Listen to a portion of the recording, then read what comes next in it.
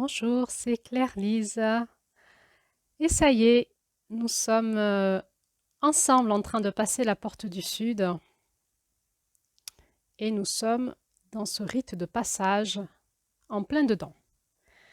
Alors, je suis très heureuse de vous retrouver, de nous redynamiser dans cette énergie du Sud et de vous donner mon point de vue en lien avec ce que je comprends de ces contes amérindiens. Nous suivons donc sur ce podcast l'énergie de, des lunes en lien avec des contes amérindiens et nous sommes sur le mois de juin en train d'étudier les énergies du sud de la route médecine, la route médecine amérindienne des mois de l'année.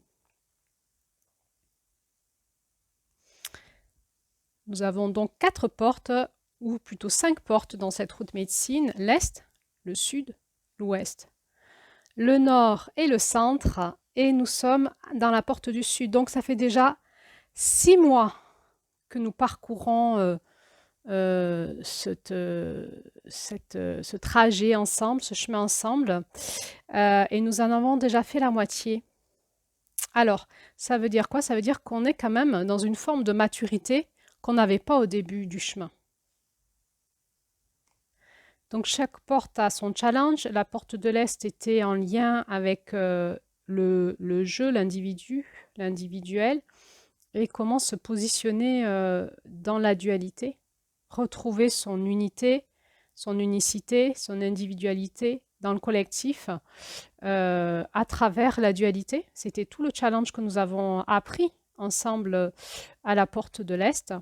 La porte du Sud, c'est retrouver l'unité dans le nous.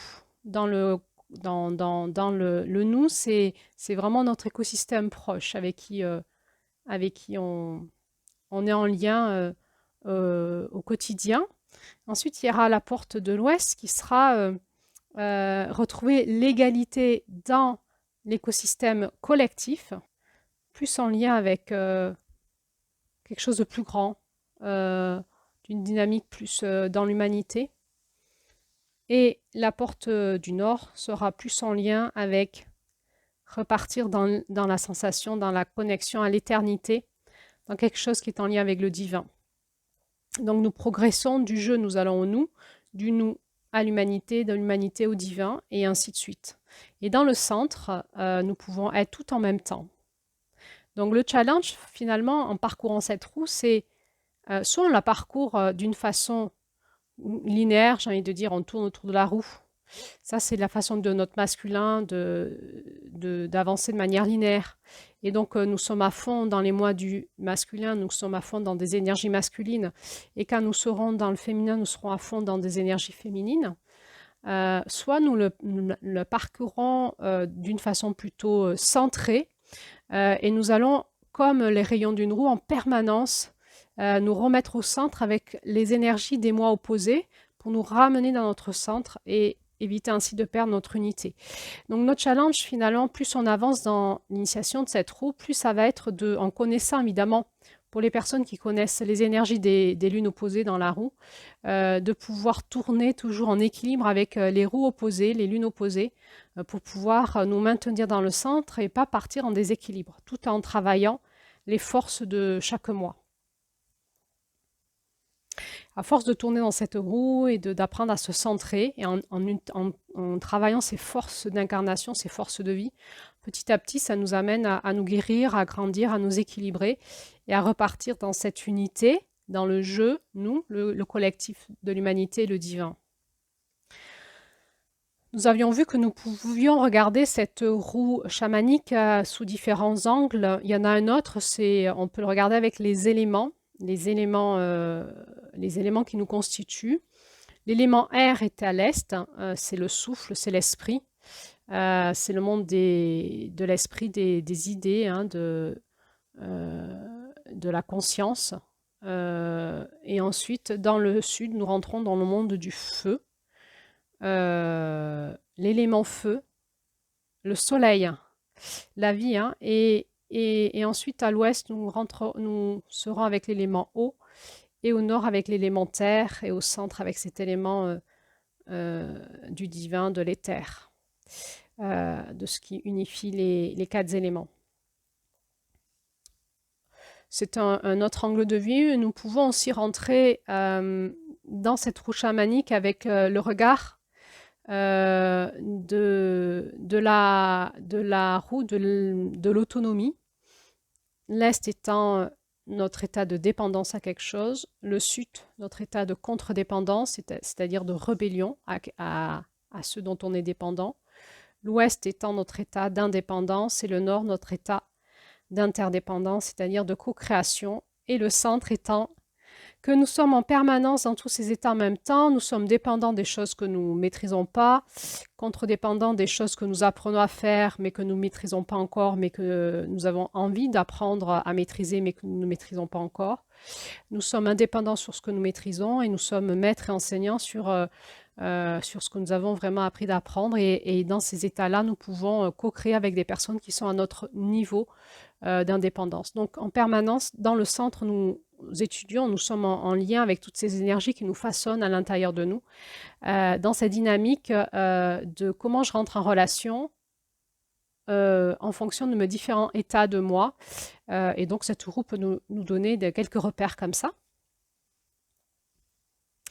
Puis enfin, nous pouvons donc regarder cette roue avec les mois de l'année, mais aussi avec l'idée d'une pendule et donc du cycle d'une journée.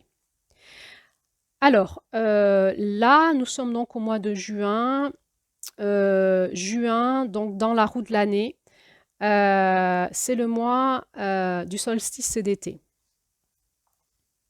C'est le mois du solstice d'été, c'est-à-dire que sur Terre, l'énergie du Soleil, ce sera là où elle va être la plus longue en temps dans nos journées. Et nous allons donc être très en lien avec l'énergie du Soleil et l'énergie de la nuit sera la plus courte. Ce qui va évidemment faire dans notre horloge biologique et dans notre façon d'être en action dans nos journées une dynamisme intérieur différent que l'hiver, par exemple. Donc, c'est le solstice de l'été, les feux de la Saint-Jean, c'est la fête de la joie, de l'abondance et de la célébration du soleil, de la lumière qui donne vie et de cette énergie du masculin qui féconde, qui nous permet de féconder la vie et d'augmenter. Donc, on est à l'apogée de cette puissance de la lumière du soleil sur la terre. Alors, donc ça nous fait monter dans notre feu intérieur. Donc, feu intérieur dans la conscience, dans ce qu'on voit. Ça éclaire nos journées dans ce qu'on voit. Ça nous fait monter dans la chaleur et le travail qui va se faire, que ce feu va générer dans nos corps par la chaleur et le besoin de boire, de beaucoup boire et d'éliminer. Et ça va nous amener dans plus de joie, plus d'envie d'être dehors, de jouer avec les enfants. Et c'est aussi le temps des amours, le feu de la sexualité, le feu de la rencontre entre les hommes et les femmes, le feu de l'amour dans notre cœur. Ça va dynamiser notre cœur, nous solliciter dans l'élément cœur qui est vraiment l'élément de l'amour dans nos relations, mais aussi de l'amour dans notre rencontre énergétique et donc sexuelle. Donc l'apogée de l'été, ça sera juillet pour nous dans cette roue, et juillet, ça sera le mois de l'amour, de la rencontre du masculin et du féminin, dans cette sexualité sacrée et dans cet espace sacré de la rencontre de l'amour. Et en attendant, nous en sommes à juin. Et pour arriver à juillet, il faut passer cette porte de juin, sinon on n'ira pas dans juillet à la rencontre de l'amour. Donc, c'est un sacré challenge pour nous. En juin, ce qui est face à nous, c'est décembre sur cette roue de l'année. Solstice d'hiver. La médecine de décembre, c'est la médecine de l'accomplissement, de la porte de l'accomplissement du féminin qui va aller vers janvier dans l'accomplissement du féminin en janvier. Donc décembre, c'est aussi une sacrée porte. Et juin discute avec décembre pour se remettre au centre. Et ce sont deux énergies opposées complémentaires qui vont travailler ensemble. Décembre, c'est vraiment l'énergie de l'accomplissement du couple sur Terre, avec un renouveau dans le masculin et un renouveau dans le féminin, avec un couple accompli dans ces renouveaux. C'est vraiment la dynamique de la nouvelle humanité, de la nouvelle conscience, de la célébration de l'homme nouveau en tant qu'être humain, de l'homme et de la femme nouvelle, du couple nouveau. Et c'est la célébration de l'accomplissement de la tribu humaine. Et donc, c'est le temps de la célébration, de l'accomplissement, mais aussi de l'espace où on a acquis énormément de sagesse par rapport à tout ce parcours qu'on aura vécu ensemble. Donc, il sera un temps où nous pourrons célébrer notre accomplissement ensemble. Donc, ce masculin qui se dresse, qui travaille, est en lien avec son féminin de décembre et il peut écouter dans son cœur, dans son centre, qu'est-ce qu'il faut qu'il rectifie encore, comment il va se positionner pour pouvoir arriver à ce décembre. Donc, en juin, on est déjà, on sent hein, que l'année, ça y est, elle avance bien, on peut passer à l'action et on sent que on est déjà en train de construire ce futur, ça y est, on passe à l'action, on est dans la matière. Et on peut déjà entrevoir ce futur qui s'annonce et on peut commencer déjà à se dire, bon ben, qu'est-ce qu'on va faire pour nos vacances? Qu'est-ce qu'on va faire cet été? Qu'est-ce qu'on va faire à l'automne? Qu'est-ce qu'on veut? Comment on prépare le futur? On prépare les récoltes pour amasser dans le grenier. On peut déjà se dire, qu'est-ce que je veux pour cet automne et qu'est-ce que je suis en train de faire pour avoir ça cet automne et cet hiver? Donc, il y a vraiment l'écoute hein, du futur, de ce féminin qui nous parle du futur, qui nous parle de ce collectif et comment on va passer à l'action pour pouvoir donner ça à ce féminin. On verra que dans les lunes des lunes du féminin, donc qui seront à partir de août à janvier, il va y avoir une accélération de la sagesse. C'est-à-dire que dans le féminin, on n'est plus dans le masculin, évidemment, on est à l'opposé complémentaire. On n'est plus trop dans le faire. On va continuer dans le faire parce qu'on aura acquis ce masculin qui sera là de manière fondamentale, mais on va beaucoup plus déployer notre être et ça va se faire à l'intérieur de nous sur des plans très multidimensionnels qui vont dépasser totalement notre état de conscience. Et il va y avoir une forme d'accomplissement dans la matière de la vie de manière très rapide et démultipliée. Et en décembre, on pourra se retourner et se dire waouh, mais ouf, quoi, tout ce qui s'est passé ensemble, tout ce qu'on a fait ensemble, c'est incroyable.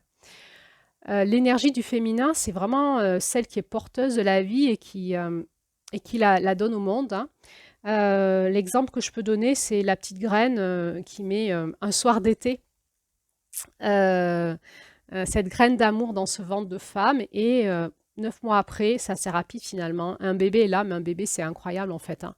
D'une petite graine, il sort un véritable petit être humain très complexe. Et ce ventre de femme l'a fait toute seule, sans réfléchir. Hein. Donc il n'y a pas le féminin, c'est quelque chose qui a déjà l'intelligence de la vie, qui est déjà connecté au divin et qui peut créer dans la matière la vie sans réfléchir. Hein. Ça se passe en automatique. Et donc, il va y avoir cette dynamique-là en nous à partir d'août, qu'on soit homme ou femme. Et dans notre féminin, il y aura cette dynamique du féminin qui va prendre le relais avec ce masculin sanctifié, j'ai envie de dire, redynamisé, fortifié, réaxé, réaligné. Et donc tout le challenge, ça sera de pouvoir de plus en plus être porteur et faire passer la vie sur Terre. Donc en juin, on a cette conscience-là. On se rapproche de juillet, hein, on sent qu'on a envie hein, de fusionner avec notre féminin et on a envie de se dire, ok, allez, j'ai assez de maturité maintenant, comment je vais passer à l'action? J'ai compris le truc là, comment je vais passer à l'action pour pouvoir être porteuse ou porteur de cette vie en moi, dans mon écosystème proche et dans le monde. Alors, on regardera en termes de couleurs. Juin, c'est le rouge. Décembre, c'est le pourpre. Donc, c'est un rouge un petit peu modifié, mais il y a quelque chose de très, très, très sensiblement pareil. Le pourpre étant le sang royal.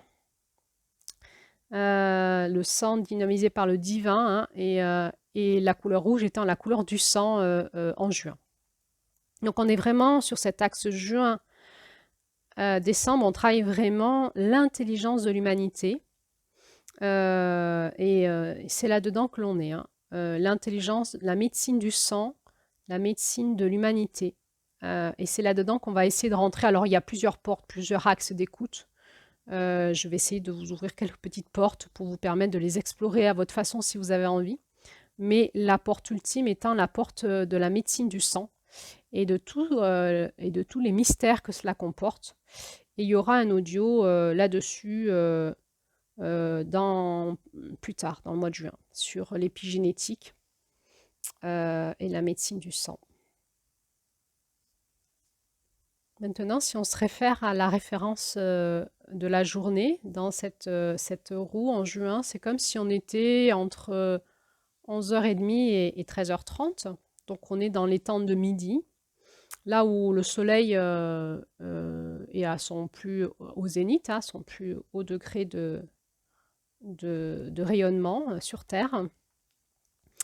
Et ça y est, nous sommes en action et nous sommes dans notre vitalité la plus forte. Nous avons encore de l'énergie de vie hein, en nous. Nous avons encore tout le dynamisme de la matinée, de tout ce que nous avons récupéré dans la nuit. Et c'est pas encore le soir, on n'est pas encore fatigué. Et on en est à la moitié de notre journée. On va faire une pause pour se ressourcer, mais c'est pas fini. Il y a encore tout ça à faire cet après-midi. On commence à voir hein, ce qu'on va faire. Hein. Ça commence à passer la matière. On a fait quelque chose de notre journée déjà et on sait vers où on tend et qu'est-ce qu'on voudrait faire avant ce soir. Donc en juin, c'est vraiment, voilà, on est dans la matière, on sait ce qu'on fait, on a déjà fait un petit peu et on sait où on va et on est dans l'action. Avec cette idée de dynamisme, il y a encore la force de notre jeunesse, de notre fraîcheur du matin, mais qui commence à être assez mature et on va vers cette maturité de l'après-midi. Et donc, on est dans cet entre-deux où on a encore assez de force et de puissance de vie tout en déjà se fixant sur ce futur et ce qu'on aimerait accomplir dans cette journée. Donc, on s'organise pour y arriver. Si on regarde la roue de l'autonomie, on est dans les énergies de l'adolescent jeune adulte. L'adolescent jeune adulte, et donc quand on est adolescent jeune adulte, ou préadolescent, adolescent jeune adulte, on commence à se poser des questions sur qu'est-ce qu'est notre vie, qu'est-ce qu'on voudrait en faire et où on irait. Et on commence à faire par exemple les études ou les apprentissages qui nous permettront d'aller vers ce qu'on voudrait tant dans le futur. Donc on apprend et on commence à acquérir de la sagesse de vie, du savoir-faire et on va rentrer dans cette énergie de contre-dépendance qui est, on est encore dépendant de nos enseignants, de nos parents par exemple aussi, mais on aimerait tant être indépendant et on aurait tendance à dire je sais et je vais vous expliquer la vie. Donc, dans l'adolescent, on sent qu'il y a toute cette force de la jeunesse, cette fougue de la jeunesse. Il y a aussi une grande intelligence. Souvent, quand on écoute les adolescents, ils ont une perception de la vie finalement assez juste, où ils critiquent les anciens en disant « mais vous avez vu ce que vous avez fait, le monde que vous nous laissez, et moi, votre place, et j'ai envie de faire ça dans le futur. » Donc, évidemment, c'est pas très agréable pour nous parents quand on se prend les critiques de nos ados, mais ils ont raison. Ils ont raison et en même temps, ils ont tort. Parce que la vie, vont aussi la vivre aussi, verront hein, qu'est-ce que ça va faire dans la matière pour la suite du chemin. Et ils vont se faire avoir comme nous, ils vont apprendre de leurs erreurs. Et ils ne sont pas dans un état où ils peuvent bien écouter ce qu'on leur dit, parce qu'ils sont un peu en rébellion, en révolte. Ils n'aiment pas. Alors en tout cas avec leurs parents, peut-être que les adolescents, ils ont quelques personnes qui les inspirent, qui sont des figures inspiratrices pour eux, personnes connues ou personnes de leur entourage, et les adolescents seront plus ouverts à écouter ce genre de personnes que leurs propres parents. Et donc, c'est une période où dans l'adolescence, on se cherche, on essaye de se trouver, on essaye de comprendre qui on est, sans trop savoir, en le sachant déjà un peu. Et on sait ce qu'on veut pas, on sait, et en étant inspiré par la rayonnance des autres, la lumière des autres, le savoir-faire, le savoir-être des autres, le discours des autres, on sent hein, qu'il y a des choses qui nous plaisent plus et d'autres qui nous plaisent moins. Dans cette énergie de l'adolescent, ça va vraiment nous parler fort de la posture du sang, hein, c'est-à-dire nous faisons partie d'une famille de sang. Et ça, ben, on est lié, j'avais presque envie de dire à jamais, par notre famille de sang, nos parents, nos frères et sœurs, nos grands-parents, nos ancêtres, nos oncles et tantes, etc., nos cousins, cousines, on fait partie de la famille de sang. C'est elle qui nous a, c'est dans elle que nous sommes donc nés, qui nous a éduqués. Et en même temps, on ne le supporte pas, on ne les aime pas, on en voit tous les défauts. Et on aimerait faire partie d'une autre famille, celle de nos potes, hein. Les parents de nos amis semblent mieux que nos parents à nous. Et on va vivre cette crise de l'adolescence qui est la crise de l'individuation. L'individuation, c'est comment, dans cette famille de sang, je peux retrouver ma qualité qui est propre. Donc, je me suis soumise, je me suis adaptée dans mon enfance à ce que me disaient mes parents, ma famille, mes ancêtres, les lois familiales. Et là, dans l'adolescence, je me révolte, j'en ai marre, j'ai plus envie de ça, je suis pas eux en fait, hein. Je suis pas eux parce qu'il y a quelque chose qui, dans mon âme, vient me dire, oh hé, tu n'es pas eux, tu es toi, et comment, en étant avec eux, tu peux te retrouver à être toi. Donc c'est la crise de l'adolescence où l'adolescent va devoir sortir de la fusion avec sa famille, trouver son processus d'individuation pour repartir en étant adulte dans cet équilibre entre je suis moi et en même temps je fais quand même partie de cette famille, j'ai une place à chercher, à tenir. Et c'est toute la médecine de juin-décembre, hein. Comment on tient notre place dans notre famille de sang tout en restant dans notre intelligence propre, source. Et quel est le mystère du sang, hein. La famille de sang, c'est quoi? Quel est le mystère de l'ADN? C'est là-dedans qu'on va aborder un petit peu, entrouvrir une petite porte de réflexion.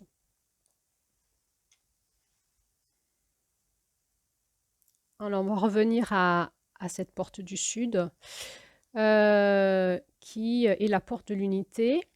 La première chose que je peux vous dire, c'est que l'unité que nous allons chercher en juin, c'est entre l'enfant qui est en nous et l'adulte qui se cherche, hein. Je ne veux pas perdre mon enfance et en même temps je deviens un adulte et je suis dans le rapport des forces entre les deux. Et l'unité, c'est pas l'un ou l'autre, c'est je suis moi quand je suis dans les deux en même temps.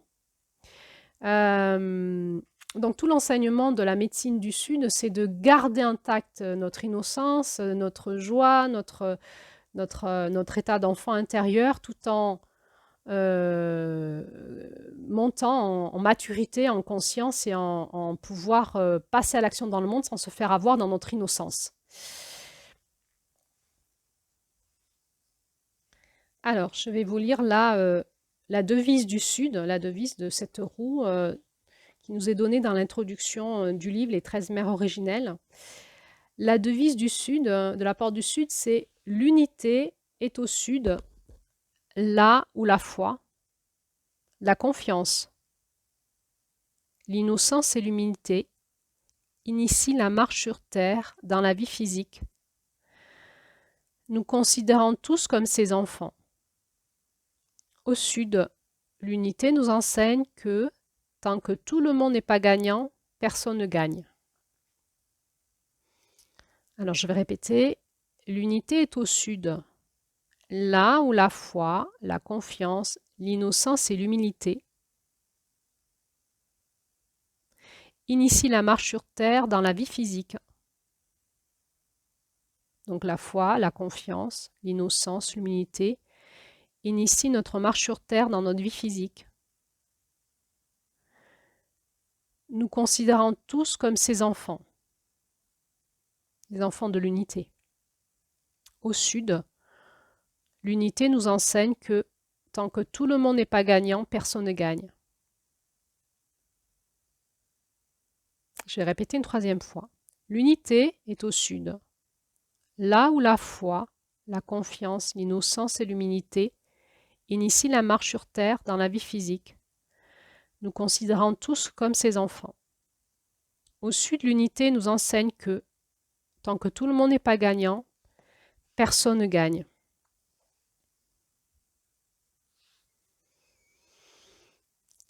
Il y a vraiment une dimension à rencontrer dans nos profondeurs qui est vraiment la conscience profonde que nous ne sommes pas différenciés, euh, nous ne sommes pas séparés, mais nous sommes unis. Nous sommes tous une équipe, tous reliés les uns les autres. Et pour qu'il y ait quelque chose qui puisse s'accomplir dans l'amour, nous devons retrouver ce point d'unité, ce point de jonction, où nous sommes tous gagnants. Donc, vraiment sortir de la dualité, où nous sommes tous gagnants et que dans la dualité, personne, si tout le monde n'est pas gagnant, personne ne gagne. Mais aussi la compréhension profonde que nous sommes tous les enfants de l'unité, c'est-à-dire que nous sommes tous issus de la même source, nous venons tous faire la même chose sur Terre et nous sommes tous interreliés. Nous faisons tous partie à la fois de cette famille planétaire et de cette équipe du ciel, mais nous sommes tous reliés dans notre cœur par cette unité qui est la source de l'éternelle flamme d'amour qui est en nous, en chacun de nous. Et si nous arrivons à écouter cet espace en nous, nous pouvons retrouver l'unité en nous et ensemble. Et cela demande d'activer en nous à la fois la foi que c'est possible, la confiance qu'on va y arriver, et de continuer à cultiver l'innocence et l'humilité parce que nous savons, grâce à la porte de l'Est, que ce que nous croyons aujourd'hui sera démenti demain parce que nous ne connaissons rien, nous ne comprenons rien sur Terre. Nous avons cette connaissance intérieure, mais nous l'avons oubliée. Et le jeu, finalement, c'est petit à petit de la retrouver par l'expérience. Et en gardant l'humilité et l'innocence, nous savons que nous n'avons pas besoin de croire que nous sommes des grandes personnes parce qu'en réalité, dans le jeu de notre conscience, nous ne connaissons pas grand-chose. Et en restant dans cette humilité-là, nous sommes au plus près de notre cœur, de l'écoute de soi et des autres. Et dans cet espace-là, nous pouvons donc rentrer dans l'unité ensemble. C'est pas l'espace de l'arrogance, de la supériorité, de je connais, toi tu sais pas, je vais t'expliquer. C'est l'espace de ok, en fait, tout le monde connaît, personne connaît, et peut-être qu'en s'écoutant les uns les autres, on connaîtra un peu plus de choses ensemble. Alors, on peut écouter ensemble de quoi nous parle cette unité un peu plus. Déjà en nous-mêmes, hein, c'est vraiment l'alliance en nous entre notre esprit, notre âme et notre corps et notre personnalité. Une fois que j'ai retrouvé l'esprit février, incarné dans une âme, Mars dans un espace sur Terre qui est la dualité, une fois que j'ai retrouvé en moi la connaissance, la conscience de mon esprit dans mon âme, que j'ai pu guérir mon âme et que j'ai pu m'incarner dans mon corps, avril-mai, et guérir mes blessures d'âme et de corps, et que j'ai pu faire de la place dans ma dynamique énergétique pour que mon âme puisse s'incarner dans mon corps et que j'ai retrouvé la maîtrise de mon esprit, mon âme et mon corps. Et c'est toute cette recherche d'unité en nous qui se cherche encore en juin. Eh bien, je vais apprendre maintenant à rentrer dans l'unité avec les autres.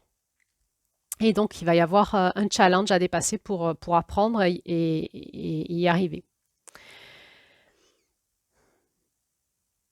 Donc, je vais apprendre à m'unifier corps, âme, esprit dans l'équilibre des 7 directions sacrées. Hein, c'est la porte de Mars, c'est-à-dire l'intelligence des lois de vie sur Terre et dans le ciel, en me remettant dans cette intelligence bien plus large que celle de mon mental, des 7 directions sacrées, de la dynamique des directions de la Terre et du ciel et de la Terre et des espaces immensément grands dans le ciel et de l'immense intelligence de la Terre. Quand je me remets au centre de tout ça, dans ces 7 directions sacrées, j'ai appris ça en mars, à la porte de l'Est, eh bien, je vais pouvoir récupérer mon corps comme un territoire saint pour mon âme, que je vais appeler le corps divin, récupérer ma sensualité, reconnecter à mon être divin dans mon cœur, qu'ici on appelle Oranda.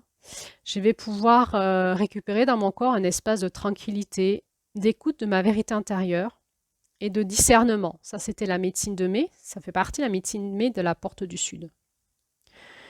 En juin, je vais grandir en maturité, je vais rencontrer mon maître initiatique, le coyote, qui va m'apprendre, c'est un rite initiatique, à passer à l'âge adulte, hein, en moi et avec les autres, dans le rire et dans la montée de la lumière en moi, de la lumière de mon être divin dans mon être, sur Terre, dans ma personnalité, dans la façon dont je vais être en réalité dans ma dimension terre à terre, dans ma dimension être sur terre, pas dans ma dimension spirituelle, dans ma dimension quotidienne de tous les jours, en lien avec moi et les autres, dans la vie de tous les jours. Dans un autre espace, il y a vraiment ce travail qui se fait dans l'unité de la famille de sang, qui est en lien avec la guérison de notre ADN, la traversée de nos emprises familiales et personnelles, pour récupérer notre territoire, qui est notre corps, mais aussi le territoire de notre famille de sang, qui a été lui aussi bien, on dira, coyoté, c'est-à-dire mis sous emprise. Et donc, il y a toute une intelligence dans l'intelligence familiale qui va se mettre en action pour pouvoir permettre à cette équipe de famille de récupérer ce territoire qui est la tribu de la famille de sang, l'équipe de sang, qui est une équipe finalement cosmique.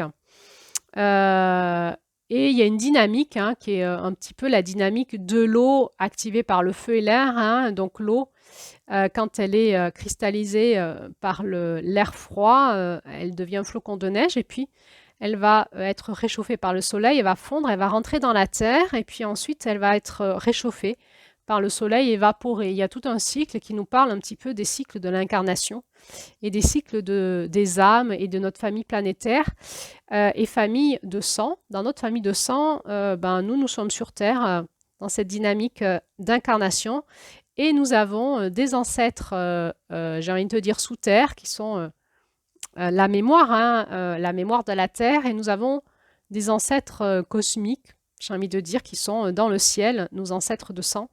Et ce qui nous relie tous ensemble, qui fait notre point d'unité, c'est notre ADN. On essaiera encore une fois de voir ça dans un audio prochainement lors de ce mois de juin.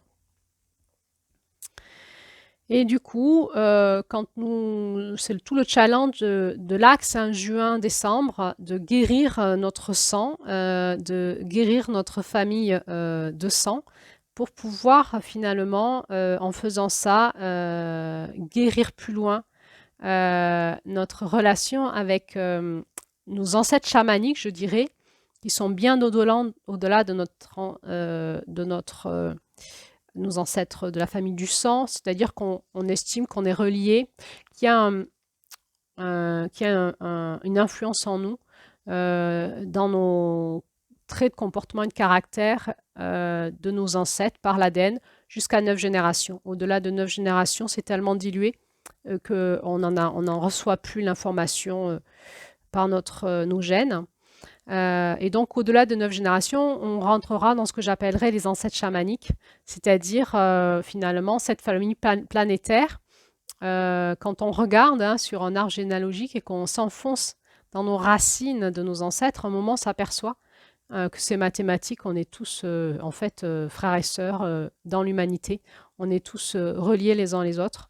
Et donc on appellera ça les ancêtres chamaniques ici, c'est comme ça que j'ai envie de les nommer, pour parler en fait de cette unité planétaire des êtres humains. Et dans cette porte du Sud, nous allons aussi comprendre que nous sommes finalement dans une unité cosmique, que nous venons tous sur Terre, que nous sommes tous reliés par la famille planétaire, mais aussi que nous venons d'autres espaces du ciel et qu'il y a une unité ciel et terre à retrouver et donc une unité cosmique. Et là, c'est vraiment la grande porte intérieure à trouver dans ce passage initiatique du Sud. Je pourrais dire que cette lune de juin, après avoir avec la lune de mai reconnecté avec notre corps, nous propose une reconnexion de notre âme à notre corps, le tout avec vraiment dans son centre cet être spirituel qui rayonne dans la matière en nous. C'est un peu le mois de l'incarnation de notre lumière divine dans notre être incarné, au sein même de nos cellules, de notre ADN, de tous nos corps énergétiques, de tous nos corps vibratoires, mais aussi au sein même de notre place familiale sur Terre. Cette lumière divine en nous va rayonner à la fois de manière sacrée, mais aussi joyeuse comme un enfant intérieur retrouvé, avec une maturité d'adulte. Cette posture, la posture du sud de la roue de médecine des mois de l'année, c'est vraiment une reconnexion à notre intériorité comme une présence à soi et au monde. Je peux me reconnecter à ma présence divine dans mon cœur et l'incarner dans la matière, dans ma façon d'être, dans ma personnalité. Je peux me reconnecter à mon territoire sacré comme étant la propriété privée de mon être spirituel. Mon territoire sacré étant mon corps, mais aussi ma place sur Terre et ma place dans ma famille. Et de ma famille de sang. Et je vais manifester dans la matière cette lumière dans sa puissance d'amour. Et la puissance d'amour, elle est dans la simplicité, l'humilité et la vérité.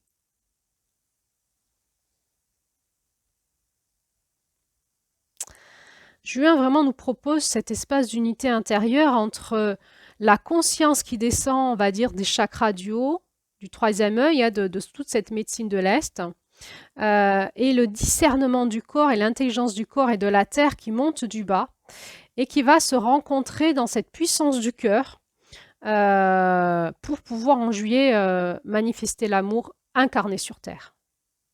Et donc en juin, on trouve le passage de pouvoir rayonner notre lumière d'amour dans la réalité de notre personnalité, de nos actions de vie de tous les jours. Donc cette porte d'unité, elle vient me ramener dans mon unité corps, âme, esprit, dans mon unité à travers mon ADN, dans ma famille de sang, avec mes ancêtres de sang, mais aussi mes ancêtres de la famille planétaire, me ramener dans l'unité avec mon être spirituel dans la matière, mon être incarné et mon être spirituel, le tout unifié dans la matière, me ramener dans une unité ciel-terre et me reconnecter à la fois à cette famille planétaire, cette humanité, à la fois à mon équipe du ciel. Dans ce conte, il est parlé des étoiles sœurs, de cette équipe du ciel.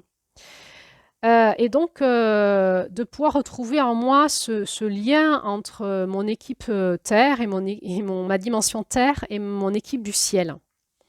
Ça va me ramener dans un équilibre énergétique entre mes chakras du haut et mes chakras du bas dans mon cœur. Une dynamique d'équilibre et d'unité en moi-même dans l'incarnation même de mon corps et de ma dynamique énergétique. Et on va aussi retrouver une unité entre mon ombre et ma lumière, c'est-à-dire cette lumière divine qui veut rayonner l'amour, qui va rencontrer son ombre, ce coyote. Dans ce conte, il parle d'abord de notre propre ombre qu'on va rencontrer en nous-mêmes, ce challenge de pouvoir incarner notre lumière et dépasser le rite initiatique de notre ombre qui est là pour nous aider à monter en lumière. Et donc, dans l'unité, à un moment, en ayant passé la porte de juin, nous n'opposerons plus l'ombre et la lumière, parce que dans l'unité retrouvée entre ombre et lumière, nous savons que l'ombre n'est que la manifestation en effet miroir de notre lumière qui cherche à monter en puissance. Et donc, nous allons prendre l'ombre dans cet espace d'unité comme étant une force d'enseignement, de monter en puissance et pas l'inverse. Voilà, donc pas mal de challenges dans cette incarnation de l'unité. Alors, avant d'analyser ce conte de juin, eh bien, je vous propose de rentrer un peu plus dans cette couleur du rouge. Donc, la couleur de la lune de juin, c'est le rouge, qui vraiment nous parle de notre humanité, de notre dimension à la fois animale et le rouge, c'est le sang, c'est la vie. On sait que quand il y a une hémorragie, il faut faire vite, hein. Le cœur va se désamorcer, la pompe du cœur va se désamorcer, la vie est en train de partir. Et il y a urgence. Le rouge nous met vraiment dans cette dimension de grande fragilité. Il faut vraiment maintenir notre sang sain, hein, ne pas l'intoxiquer, il faut l'oxygéner en permanence, il faut le purifier par l'eau, hein, en urinant, il faut l'alimenter par l'alimentation et il faut éviter qu'il y ait des fuites. Il faut que notre sang puisse bien se régénérer. Et donc, c'est vraiment à la fois notre puissance vitale d'être humain, et c'est extraordinaire la puissance du sang, et c'est rempli d'énergie de vie et de vie divine, et à la fois, c'est notre état d'extrême dépendance et vulnérabilité. Si nous ne respirons pas, nous mourrons en 3 minutes à cause du sang qui n'est pas oxygéné. Si notre pompe cardiaque se désamorce, si le sang ne circule pas dans tout notre corps, nous mourrons aussi en 3 minutes. Donc, cette couleur rouge nous ramène dans cette position d'humilité de l'être humain. L'être humain n'est rien. L'être humain est totalement dépendant de forces de vie qui sont à l'extérieur de nous. L'air, l'oxygène, la force de vie du sang, l'énergie de vie, le fait de devoir manger, on tuerait pour manger. D'ailleurs, on tue les animaux pour manger. On tue les plantes pour manger.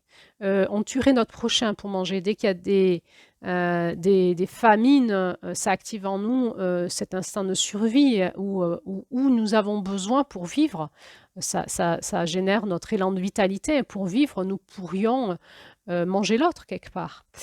Et si on ne le fait pas physiquement, on va le faire psychologiquement ou affectivement. C'est tout le monde de la manipulation. Comment je vais te manipuler pour te manger dans ton énergie de vie, dans l'affection que tu pourrais me donner, dans ta présence, dans le temps que tu vas me donner, dans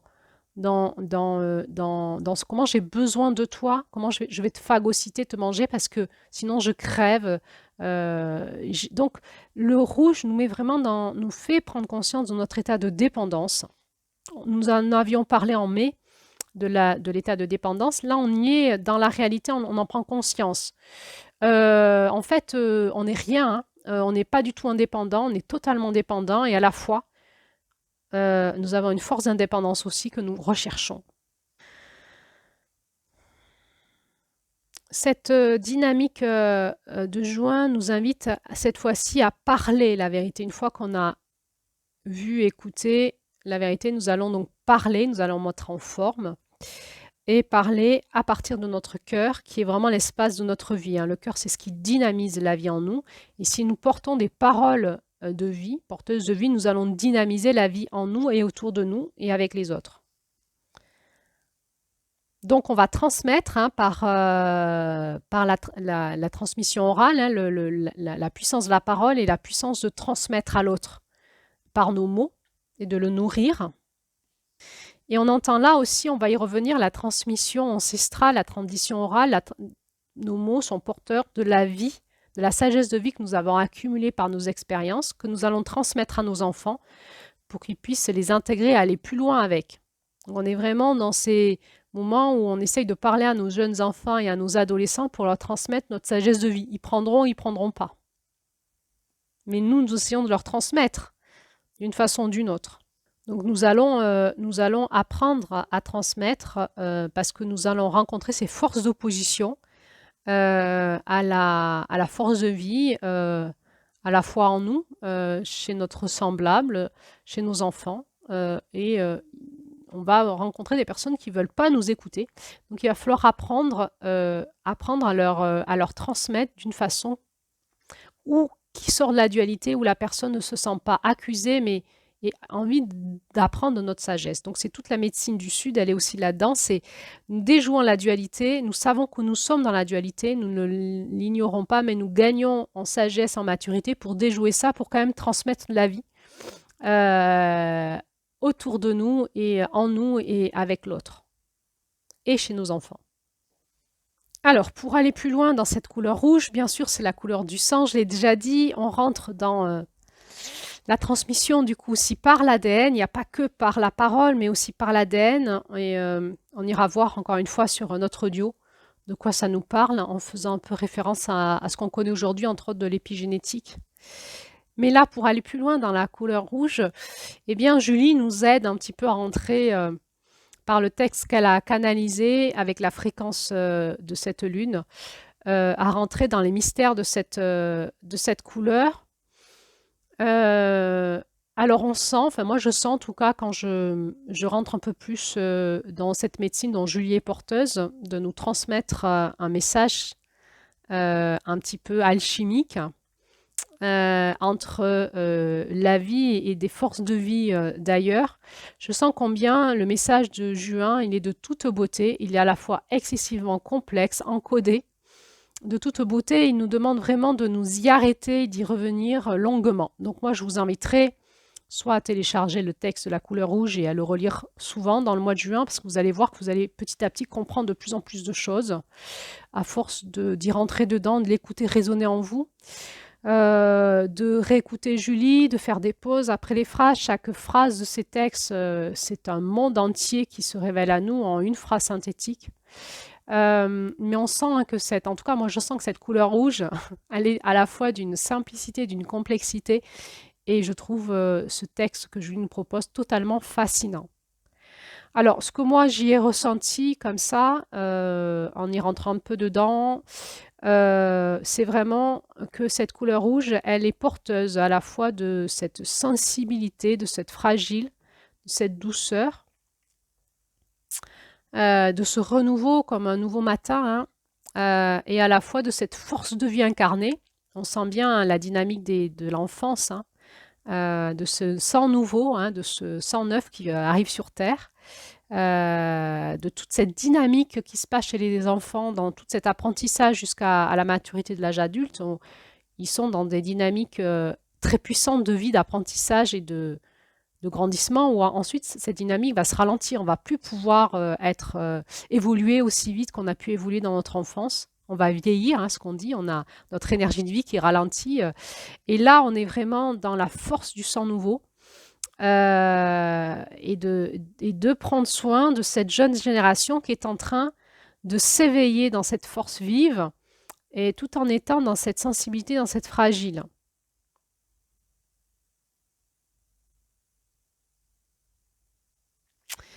On sent que nous, les adultes, dans cet état d'adulte, nous sommes appelés, dans cette vibration du rouge, à rechercher l'équilibre entre ce mature et ce renouveau pour la vie et pour protéger la vie.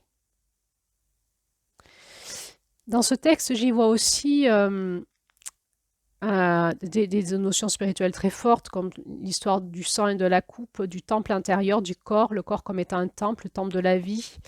Finalement, dans toutes ces traditions ancestrales, on va retrouver les mêmes notions très puissantes en spiritualité qu'on a tous à essayer de comprendre pour nous-mêmes. C'est ce truc étrange hein, qu'il y a ce liquide intérieur en nous qui jaillit en permanence dans nos veines, dans nos temples intérieurs, comme une semence intérieure qui est une parure rouge qui en fait irrigue tous nos muscles, là, tous nos organes qui sont dans ce rouge vif. Hein. Notre corps est rouge à l'intérieur de nous, ça se voit pas, ça se voit un peu au niveau de nos lèvres, un petit peu sous les yeux, là quand on regarde si on manque pas de sang, vous savez, on tire l'œil pour voir si c'est bien rouge à l'intérieur de l'œil. On va le retrouver au niveau des muqueuses entre autres sexuelles, des muqueuses qui se voient, mais à part ça, on ne le voit pas, hein, cette parure intérieure rouge, notre corps est rouge vif à l'intérieur. Incarné, hein, cette renaissance incarnée, nous sommes incarnés de ce rouge vif. Et à chaque émergence de l'été, on est tous redynamisés dans notre élan de vie. Que ce soit les jeunes, des fois on dit que les enfants ils grandissent énormément l'été, hein. Ou que ce soit nous les plus anciens, il y a quelque chose qui nous redynamise dans ce solstice d'été en juin, dans cet élan de vie en nous, dans ce soleil qui nous éclaire. Et on voit aussi dans ce texte, encore une fois, quelque chose qui nous parle d'une alliance entre des éléments, entre autres entre le feu et l'eau, et la terre et le souffle. Donc, hein, dans ce feu du sang, il y a ces liquides qui est dynamisé par l'air, hein, par le souffle de vie, dynamisé, il est chaud, hein, par ce feu, le feu de la vie à l'intérieur de nous, dans notre cœur, et qui va incarner dans nos cellules notre vie et pouvoir nous donner vie. Dans le sang, il y a quelque chose de très alchimique et quelque chose de très divin qui nous dépasse totalement. Le texte de Julie nous propose aussi un éclairage assez sympathique entre le soleil, la lune et la terre. Ce texte nous propose que le soleil serait comme une flèche, hein, ce feu du ciel qui descend sur la terre, hein, comme une flèche, propulsée par la lune étant l'arc et la cible étant la terre. Donc, il y a une alliance entre le soleil, la lune et la terre, comme une triangulation. Et ça nous parle probablement des énergies du masculin et du féminin divin qui viennent nourrir l'humanité et la planète Terre avec toute cette initiation un petit peu mystérieuse entre le soleil, la lune et la terre. Et qu'est-ce qu'on vit le jour avec le soleil? Qu'est-ce qu'on vit la nuit avec la lune? Nous qui sommes la terre, les enfants de la terre, dans notre corps, dans notre ADN, dans nos cellules, qu'est-ce qui se passe au niveau énergétique la journée? Qu'est-ce qui se passe au niveau énergétique la nuit?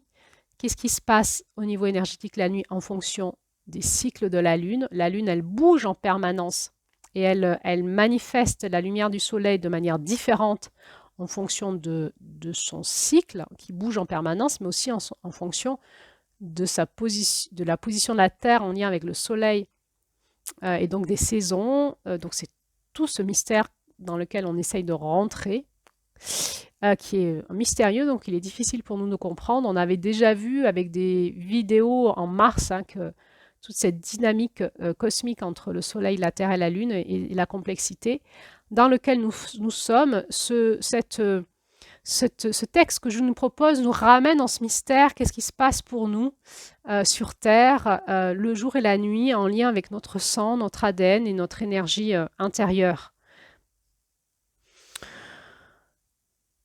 Il y a aussi cette phrase qui dit que l'humanité a été choisie, aimée et traversée par les âges. Ouais, on sent que c'est comme si ce texte nous disait on prend soin de vous du ciel, on prend soin de vous sur la terre, on vous a choisi, aimé, on vous aide à traverser les âges à travers l'intelligence du sang.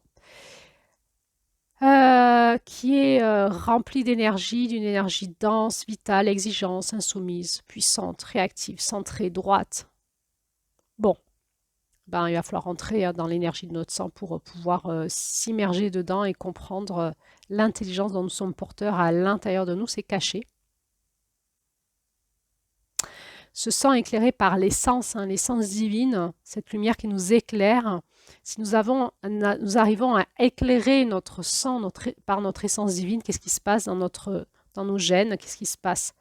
Et je crois que là, on est dans une initiation profonde de la maîtrise de notre masculin, de la maîtrise de notre masculin dans notre être humain, de la maîtrise de notre sang, de notre énergie de vie, de notre lumière, la maîtrise de nos énergies, c'est tout ce qu'on essaye de comprendre ensemble avec mon prisme à moi dans l'évolution de ces contes. Et en juin, nous apprenons sur différents plans de conscience à comprendre comment on va maîtriser avec notre masculin, notre énergie sacrée, dans notre temple saint qui est notre corps, qui est porteur d'une énergie divine incroyable, en lien aussi avec l'intelligence du sang. Bon, ben à ce niveau-là, on a fait un bon tour de la question déjà, et on va pouvoir un peu plus parler du conte. Je vais vous donner mon regard à moi. Je trouve que ce conte, il est à la fois porteur de toute beauté et de toute l'horreur aussi, parfois des situations que l'on rencontre. Moi, j'adore m'imaginer avec eux sous les étoiles et écouter la conteuse et être avec ces enfants qui réagissent de manière tellement sans filtre est tellement innocente, tellement on sent que l'enfant, l'énergie de l'enfant, il est innocent, hein. Tout ce qu'on lui dit, il le croit, il réagit directement dans ses émotions. On peut facilement le manipuler, comme on peut facilement l'enseigner et le préparer à son futur. Et nous avons combien, nous, les adultes, une grande responsabilité de protéger nos enfants et de les enseigner pour qu'ils aient un fondement solide pour leur croissance. Donc c'est toute la médecine de la transmission et on sent que l'enfant, il est tout mou, hein, comme il prend, hein, tout ce qu'on lui dit, il le prend comme argent comptant. Et en même temps, ben, pour ça, il faut leur parler des choses pas sympas de la vie pour qu'ils en prennent conscience et qu'ils apprennent à se protéger. Et comment on peut leur expliquer ça? Eh bien, par la médecine des contes. Nous savons hein, que les contes, quand nous lisons des contes à nos enfants, quand on voit ce qu'on leur lit, c'est horrible. C'est horrible. Euh, le petit poussé, enfin tous les contes pour les enfants, c'est horrible en fait ce qu'on leur raconte. Et ça passe, hein. Ça passe. Le conte, c'est l'art de protéger l'innocence et la fragilité, la douceur d'un enfant tout en commençant à à le, le, le- le préparer à la réalité de la vie, hein, qui sera beaucoup moins belle qu'il le croit, en tout cas dans un premier temps. Il y a quelque chose d'autre que dont ce conte nous parle, c'est de la transmission spirituelle aux enfants.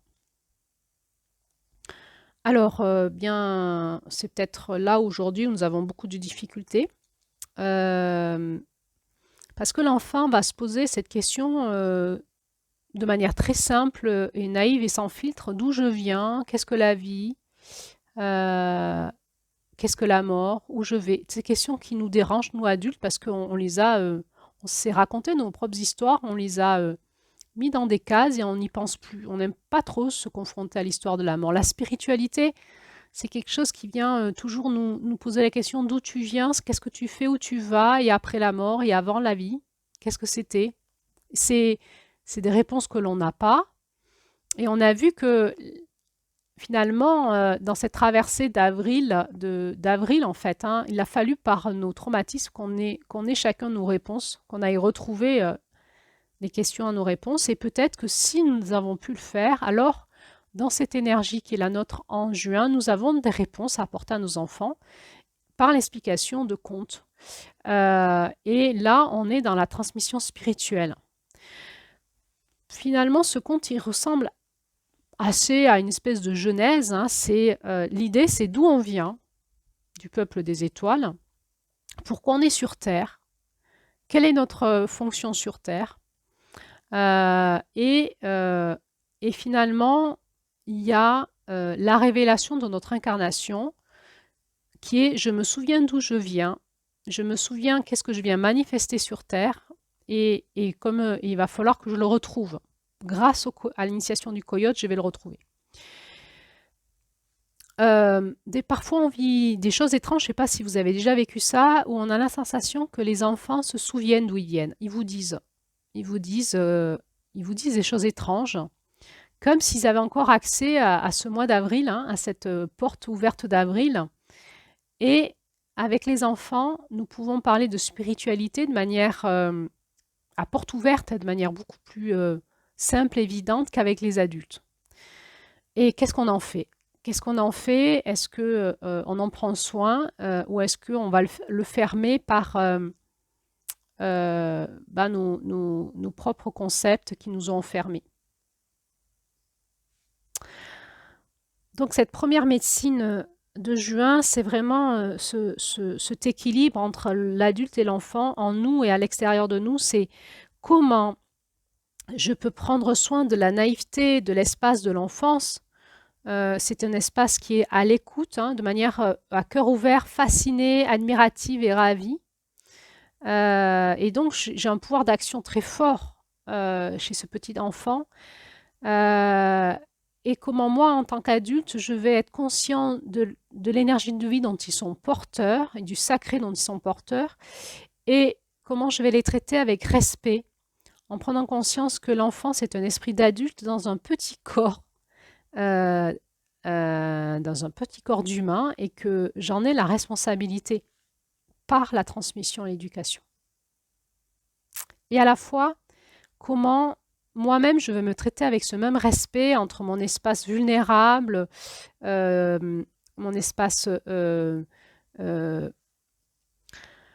un peu naïf, un peu qui veut rester ouvert, qui veut rester à cœur ouvert dans l'humilité, dans la fascination, de prendre ce que les autres nous disent, qui nous fascine, de nous ouvrir à ça dans cette dynamique enfantine, tout en me rappelant que je suis aussi un être adulte et que je ne vais pas me faire avoir par la fascination. Je vais activer ma clairvoyance, mon discernement, comme il est dit dans ce conte, allumer la lumière dans mes yeux, voir qu'est-ce que l'autre me raconte et comment ça pourrait m'embarquer et est-ce que je vais y aller ou pas dans ma naïveté. Et donc prendre soin de la vie qui est en moi aussi, de cet espace précieux de vie qui est en moi, sans le fermer, mais sans le donner au manipulateur, à manger au manipulateur. Et notre rite de passage en juin, c'est ça, c'est finalement comment petit à petit je vais rentrer dans cet espace de maturation de l'adolescence où je vais, par ces rites de passage, devenir de l'enfant, devenir un homme ou une femme adulte. Par l'expérience, je vais me confronter à ce coach qui va être le coyote et qui va me permettre de passer de mon enfance, de l'immaturité de l'enfance à la maturité de l'adulte. Avec un challenge immense, c'est dans cette confrontation avec le manipulateur, comment je fais pour ne pas perdre la fraîcheur et l'innocence de mon enfance, tout en rentrant dans cet espace de maturité, de conscience et de connaissance et de savoir-faire.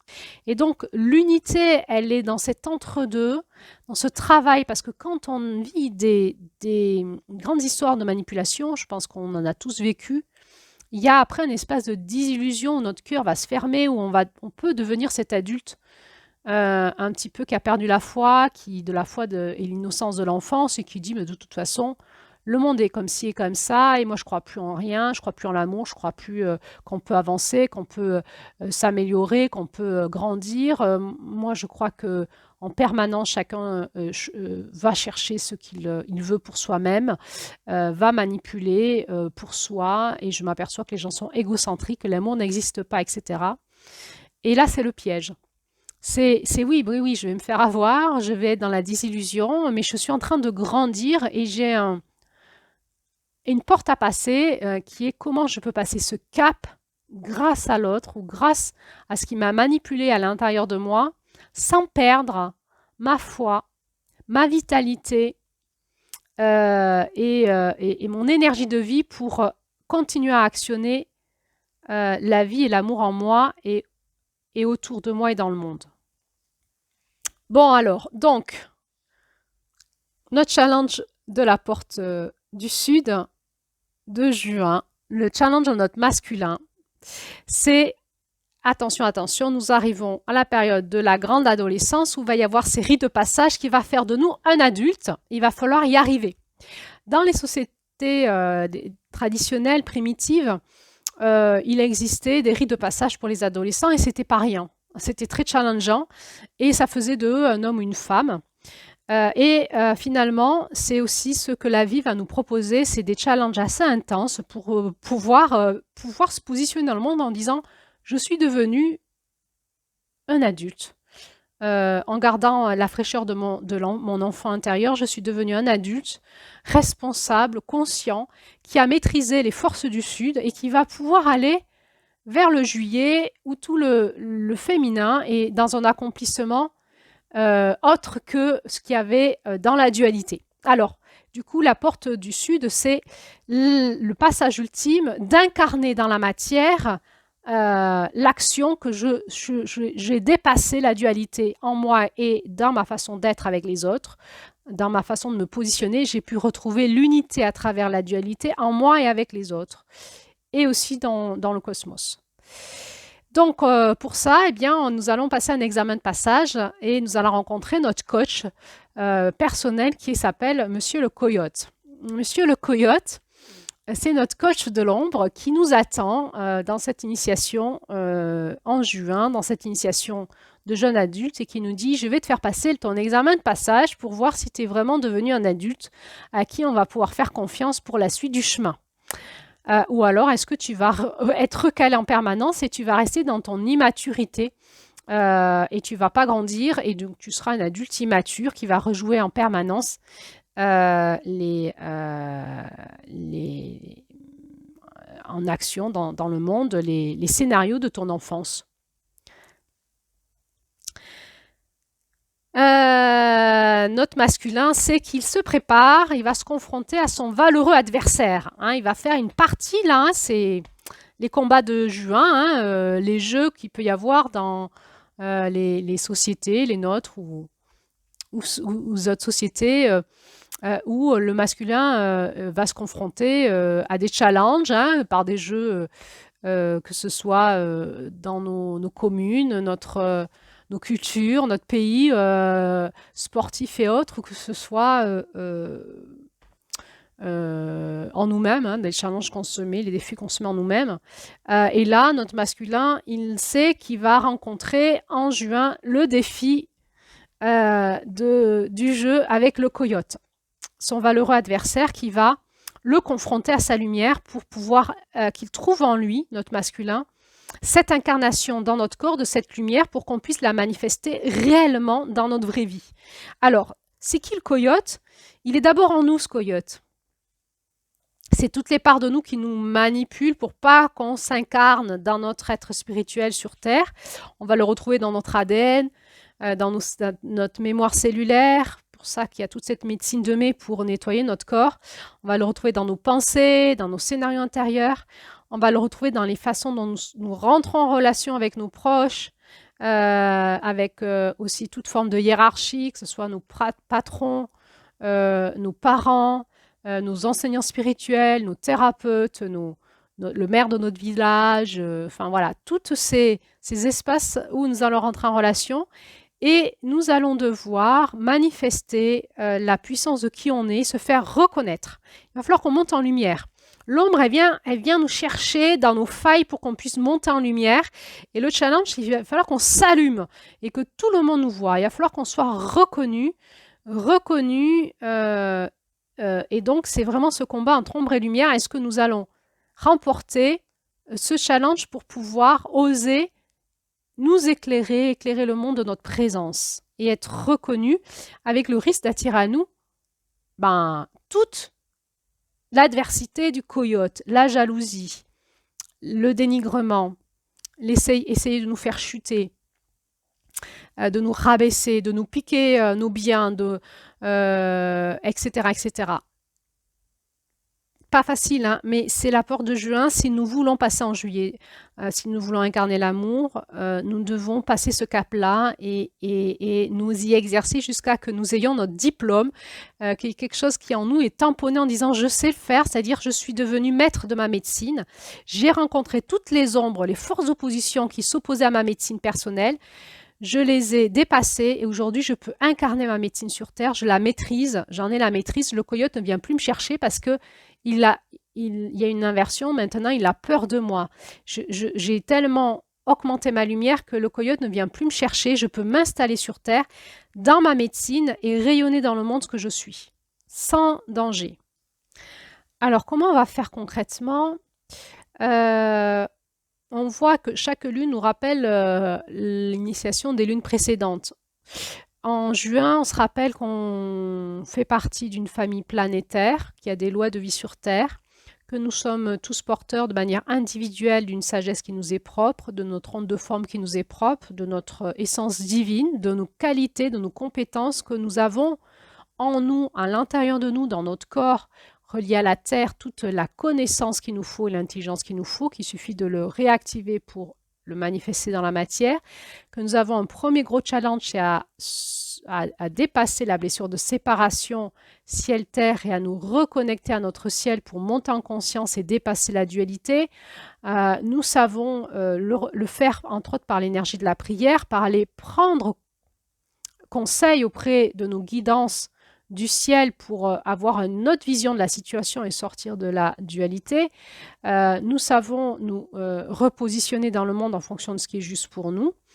Nous savons parler avec notre équipe planétaire et aussi avec la Terre pour pouvoir, nous ne sommes pas seuls et ensemble gagner ce combat avec ce coyote. En fait, c'est à la fois un combat individuel et un combat collectif. Et ça, il faut qu'on s'en souvienne, sinon on ne va pas le remporter. Si nous ne reprenons pas conscience de l'intelligence du collectif, en nous sur Terre et autour de nous avec le ciel, nous ne pourrons pas rencontrer nos combats contre les coyotes. Nous ne remportons jamais le combat contre le coyote seul. Nous devons à la fois individuellement rentrer à l'intérieur de nous et retrouver notre intelligence qui nous est propre, notre lumière, notre essence divine, tout en nous reconnectant avec nos étoiles sœurs, notre équipe du ciel, notre équipe cosmique, et les laisser agir là où nous ne pouvons pas agir sur ces puissances qui nous dépassent. Dans ce conte, il y a quelque chose qui est intéressant, c'est qu'il y a un animal totem qui est le loup, et en fait, on sait que le loup et le coyote, c'est la même famille, ils se ressemblent énormément. Du coup, il faut savoir faire la différence. Notre coyote, c'est le truc qui nous ressemble et qui vient nous parler les choses qui nous parlent. C'est comme si c'était un peu nous, quoi. Il se déguise un peu en nous-mêmes, il vient nous raconter les trucs qu'on veut entendre, qui nous font du bien. Avec beaucoup de douceur, au début, on a vu. Hein. C'est doux, c'est amical. Et on va se faire avoir comment, pourquoi? Parce qu'il vient nous chercher dans nos failles, dans nos blessures. Là, on voit dans ce conte que cette petite Luciole, elle était triste parce qu'elle avait sa blessure, c'était de ne pas se sentir aussi belle que ses sœurs, ses étoiles sœurs, de ne pas avoir ces 7 étoiles sœurs qui sont porteuses des 7 directions sacrées. Elles ont un rôle important dans le cosmos et cette petite étoile à côté avait l'impression de ne pas avoir un rôle important et elle était triste, elle n'avait plus confiance en elle. Et il y a cette histoire d'oublier quelle était sa mission. Je vois comment les autres, ils brillent, ça y est, ils ont passé leur cap, ils ont passé leur juin et ils incarnent leur étoile et on voit leur mission, on voit que c'est beau, que c'est chouette, mais moi, la mienne. Moi, j'ai pas passé mon cap de juin, je sais toujours pas quelle est vraiment ma mission. J'ai pas retrouvé mon onde de forme intérieure, mon intelligence divine en moi. Et du coup, il y a peut-être quelque chose qui dit dans ce conte, peut-être qu'en allant dans l'incarnation et en allant jouer le rôle de la dualité, de ce que je suis, ce que je ne suis pas, de ce qu'on me dit que je suis, mais que je ne suis pas, à force de me prendre cette médecine de la dualité du coyote, je vais finir par comprendre qui je suis. À force d'expérimenter dans la matière ce que je suis, ce que je ne suis pas, ce que me dit l'autre que je suis, mais que je ne suis pas, et de me reconnecter à mon essence, à ma famille, du ciel, à mes étoiles sœurs, ceux qui font partie de la même fréquence divine que moi, à force, je vais finir par me reconnaître et savoir qui je suis et comprendre quelle mission je veux jouer sur Terre. Donc on voit dans ce conte qu'à la fois c'est doux, c'est amical, ce coyote, ça nous ressemble et à la fois ça se finit dans beaucoup de violence. C'est sans compromis, on se fait bouffer entièrement. Ça nous amène au drame, à la catastrophe. Ça nous tue totalement. On va se faire avoir par nos coyotes intérieurs. C'est à l'intérieur de nous. Ça nous bouffe nous-mêmes à l'intérieur de nous.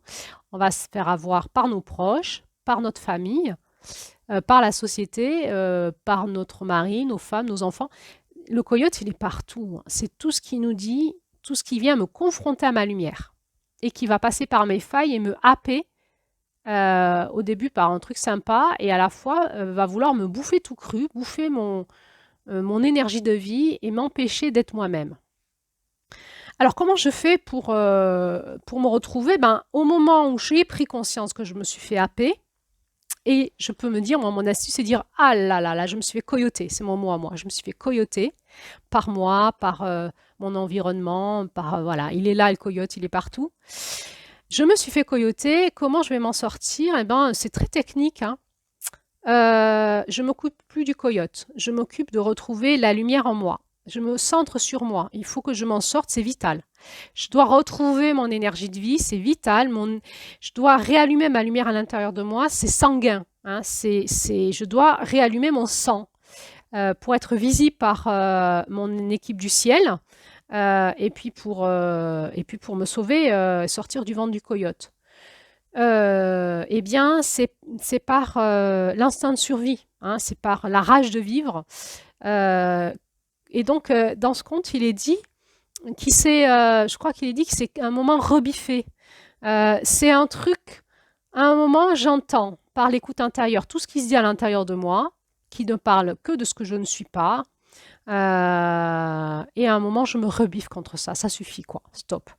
Je décide que c'est fini, je n'écouterai plus ces voix qui parlent à l'intérieur de moi et qui me racontent des bêtises, ou ces voix qui parlent à l'extérieur de moi et qui me racontent des bêtises. C'est stop, je ne suis pas ce qu'ils disent, je suis autre chose, je vais me rebiffer, donc c'est l'énergie de la rébellion, j'arrête de me soumettre à cette emprise hein, qui m'amène loin de moi et qui prend l'espace de mon esprit et qui me parle à l'intérieur de moi. Je me rebiffe, je dis stop, je me rebelle. Hein, c'est la médecine de l'adolescence. C'est stop, je ne suis pas ce que disent mes parents, je ne suis pas ma famille, je vais m'individualiser, je vais retrouver mon identité propre et je serai moi. Je ne serai pas ce que dit mon père, ma mère, mes oncles, mes tantes, mes grands-parents, la société, ma religion, etc. Je vais être moi. Je vais retrouver mon individualité par la rébellion. Il faut que je me rebelle, il faut que je sorte de la soumission pour retrouver mon énergie vitale dans un sursaut de survie, dans cette rage de vivre qu'on a déjà contactée en mars, mais qui va s'incarner totalement là en juin.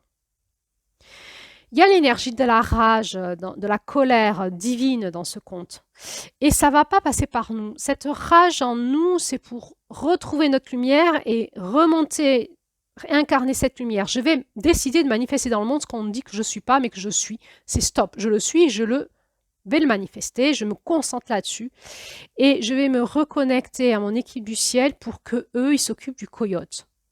Donc, je n'y arriverai que si je sais dans cette rage de vivre et dans cette désespérance de mort, d'anéantissement, par la prière, souvent, vous savez, quand est-ce qu'on se met à prier? C'est quand on sent qu'on va mourir ou que quelqu'un de notre famille est en danger. Tout d'un coup, on se souvient qu'on a appris quelques prières au catéchisme et on va dire « S'il vous plaît, Dieu, faites que mon enfant s'en sorte. S'il vous plaît, Vierge Marie, faites que mon mari s'en sorte et on va allumer un cierge. Et s'il s'en sort, je vous promets ça. » Alors, bon, chacun fait comme il veut.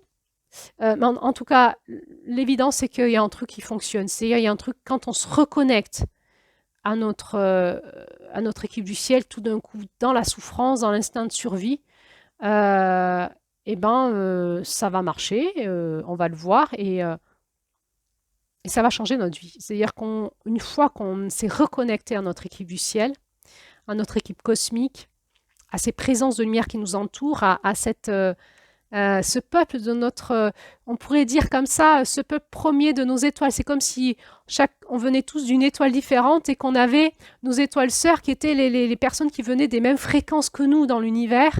Une fois qu'on s'est reconnecté à eux, donc à notre spiritualité, à ce qui nous dynamise de l'intérieur, à ce qui nous fait prendre dans cette conscience intérieure la sensation d'être en vie, l'intelligence de vie, du dynamisme cette multidimensionnalité, comme elle nous est propre à chacun, nous avons tous en nous, dans notre ombre, c'est-à-dire dans notre espace intime, dans notre jardin secret, dans ce qui n'est pas visible par l'extérieur et parfois même par notre conscience, nous sommes tous porteurs de cette qualité divine.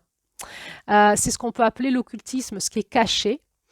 Et comment nous allons le révéler au monde, de quelle façon nous allons le faire. En tout cas, à un moment, il va falloir que nous, on se reconnaisse et qu'on reconnaisse nos pères, ceux qui font partie de la même famille d'âme que nous, avec qui on va travailler, avec qui on va pouvoir se comprendre et s'entraider. Et il y a des personnes sur Terre à qui on ne va pas donner notre essence intime, notre essence source. ils vont vouloir qu'on leur donne, ils vont vouloir travailler avec nous, pactisser avec nous, se marier avec nous, faire des enfants avec nous. Ils vont vouloir consommer notre énergie de vie. Mais à un moment, c'est stop parce que avec eux, en fait, ce sont des vampires. On peut pas, on n'arrive pas, on n'est pas en sécurité, on n'est pas protégé. Il faut retrouver nos pères, notre famille d'âme pour pouvoir, avec ces êtres humains et ces fréquences-là, qu'elles soient aussi spirituelles, travailler dans ce qui va protéger notre espace de vie, notre espace sacré, et avec qui on va être en totale sécurité pour monter en lumière, pour se révéler. On voit dans ce conte qu'il y a des énergies du ciel qui veillent sur nous et qui parfois perdent notre trace, comme un GPS qui a perdu la trace en bas, parce que nous avons éteint la connexion. Et à ce moment-là, nous sommes seuls et nous allons nous faire happer par le coyote et nous allons dire où était Dieu, où étaient les anges, où était qui vous voulez dans tout ça. Mais en fait, c'était nous étions où dans notre connexion avec notre équipe du ciel. À partir du moment où on se reconnecte, il y a quelque chose qui change dans notre vie. Et on voit toute cette dynamique du ciel qui vient à notre secours et qui vient s'occuper de nos affaires, de ce qui nous mange et qui nous dépasse. Et c'est comme si le ciel nous dit occupe-toi de tes affaires, je m'occupe des miennes, des tiennes. C'est-à-dire, je m'occupe du coyote et toi, occupe-toi de retrouver comment faire monter ta lumière en toi et te reconnecter à ton équipe du ciel. Parce que ça, on ne peut pas le faire à ta place. Donc, occupe-toi de ta médecine personnelle et de comment te reconnecter à l'espace du ciel. Et nous, on s'occupe du coyote. À partir du moment où on refait équipe ensemble. Alors, on voit que ça va déclencher une tempête du ciel sur la terre. On peut vivre des tempêtes intérieures aussi pour dégager le coyote. La tempête, c'est des forces vives de cet élément de l'air, du feu. L'air, le vent qui va souffler fort, le feu, ça va être l'orage, la foudre. Et ça va tonner par le son. Il va y avoir l'eau et les grêlons, l'eau qui va s'y mettre aussi pour que sur Terre, cette énergie dégage. Et on va vivre comme ça des périodes de tempête peut-être extérieures à nous, mais surtout de tempêtes intérieures à nous, où on a l'impression de passer par l'œil du cyclone. Mais à ce moment-là, il faut laisser faire les forces vives de la vie s'occuper du coyote. Et nous, on se concentre dans l'œil du cyclone sur notre lumière intérieure pour monter en puissance dans notre ancrage et dans notre corporalité, dans notre dynamisme de la pensée et pour pouvoir passer à l'action de manière juste, efficace, immédiate, rapide. Et c'est la dynamique du héros, il devient visible, il va oser affronter les forces vives de l'adversité devant. Il ne va pas se planquer derrière, il va aller devant, il va dire suivez-moi, j'y vais, et il va dépasser, il va franchir la ligne. Et grâce à lui, il y a quelque chose dans la vie qui va être possible. Nous sommes tous appelés à un moment dans notre vie à devenir les héros, les héroïnes de notre vie, à traverser les lignes d'ennemis avec la puissance de notre masculin, la foi, et en disant j'y vais parce que là, j'ai assez de puissance de lumière et je me fais aider par mon équipe cosmique et je vais traverser, je vais y arriver. Et ça, c'est vraiment des rites de passage, ça change notre vie. Ça change notre vie.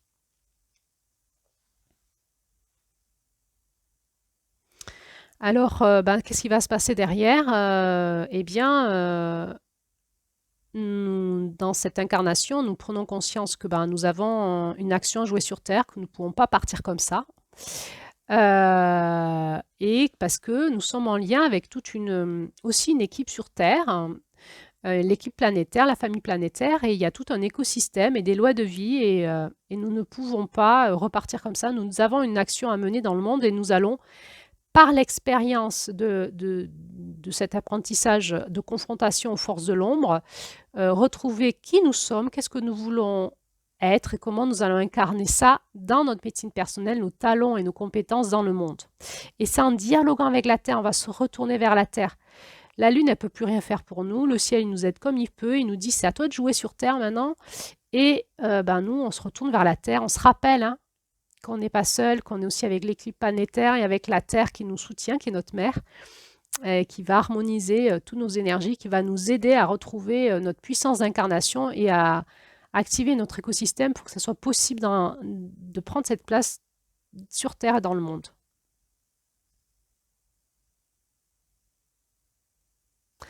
Alors dans ce rite de passage, nous allons donc nous rappeler que nous sommes des êtres humains vulnérables et sensibles sur Terre, avec du sang en nous, une intelligence incroyable, une énergie de vie incroyable à conserver en nous, dans une équipe planétaire qui s'appelle une équipe familiale, mais qui est aussi une équipe cosmique, que nous sommes une âme qui vient d'ailleurs et qui a une énergie source avec des fréquences qui lui sont propres, que nous avons aussi à retrouver notre famille du ciel et entre autres aussi nos pères, nos familles du ciel incarnées sur Terre, nos pères sur Terre, ces étoiles. Hein. Moi, des fois, j'ai l'impression que je vois comme ça des étoiles qui s'allument sur Terre.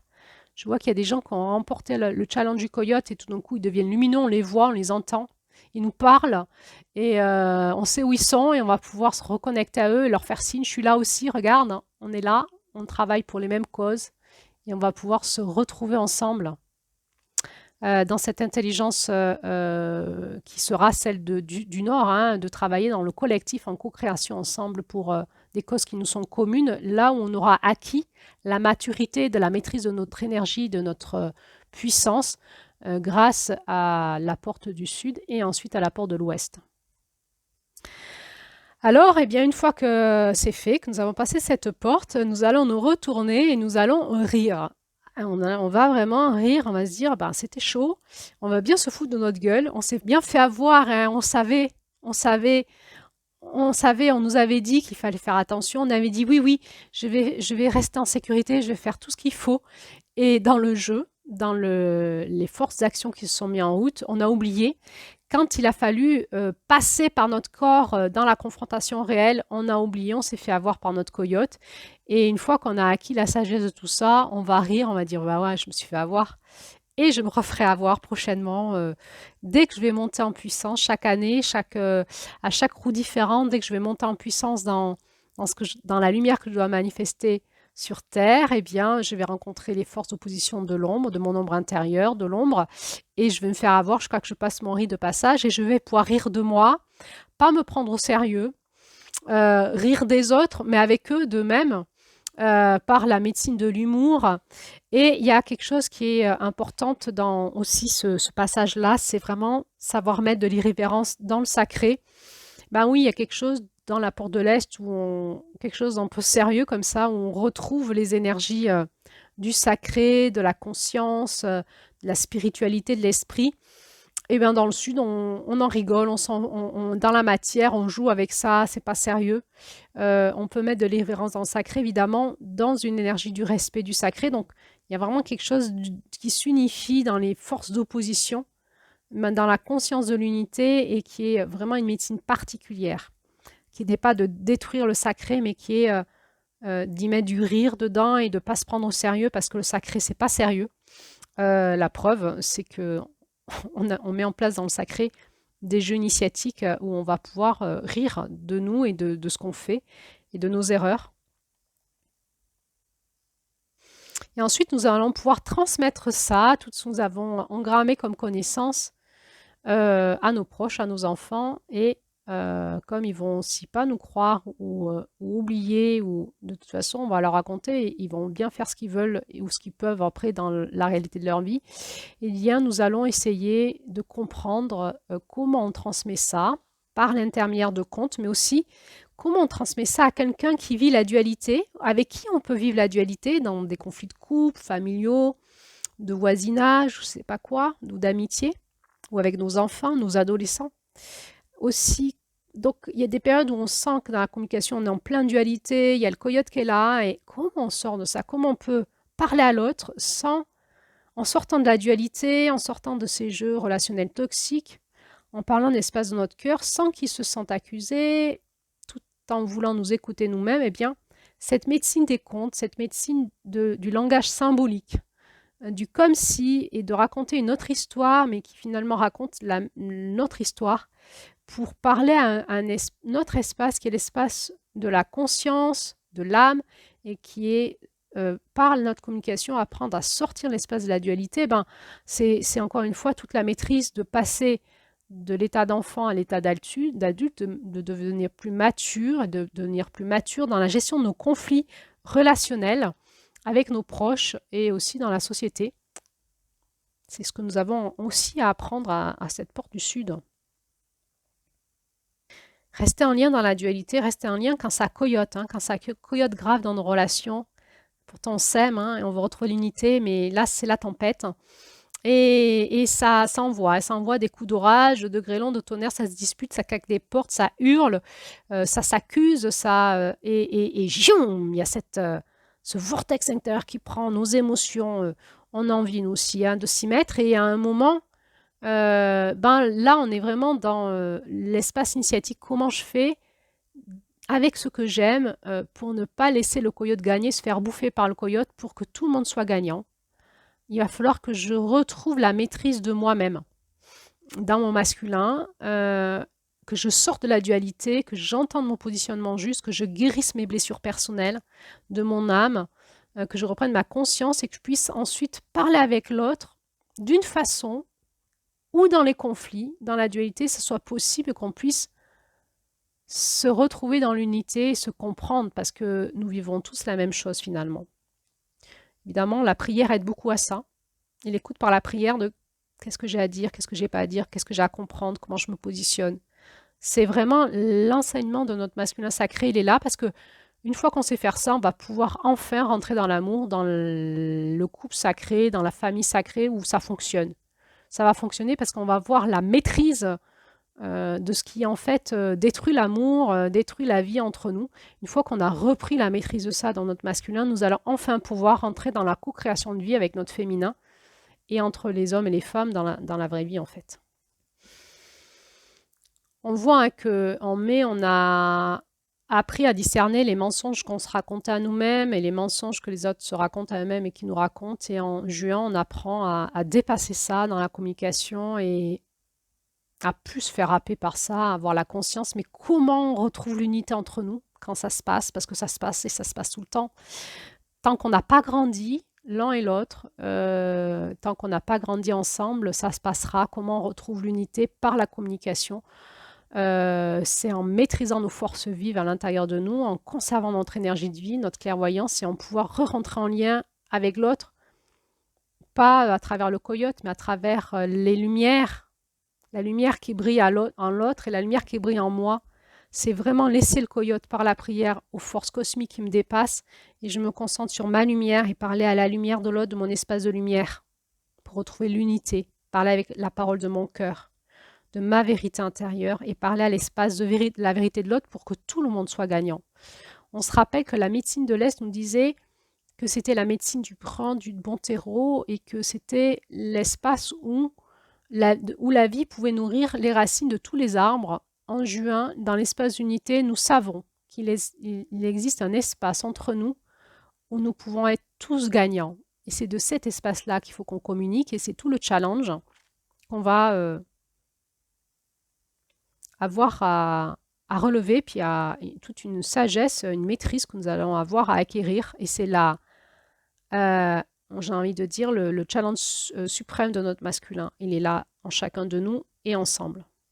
Alors ce conte finit avec la notion de sévère conseil. Alors on rigole, on s'amuse, on fait de l'humour, on en joue, on met de l'irrévérence sacrée, mais quand même le conte finit par des sévères conseils en disant « Ok, maintenant qu'on a bien ri, tout ça, attention, si vous n'y arrivez pas, ça va mal se finir. » Et à un moment, on peut revenir dans le sérieux et dire « Ok, j'ai entendu.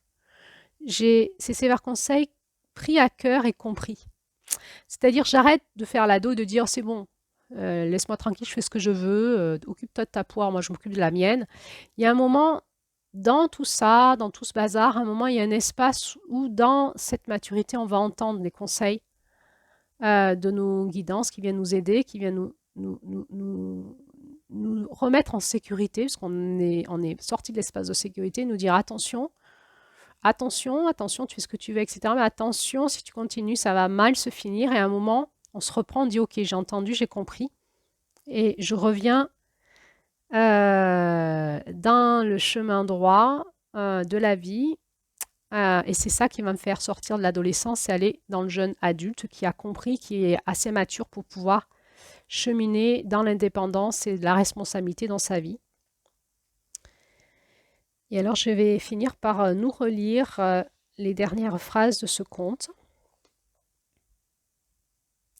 La menace des dures leçons que pouvait amener le déséquilibre renvoyait à la douleur et au chagrin humain.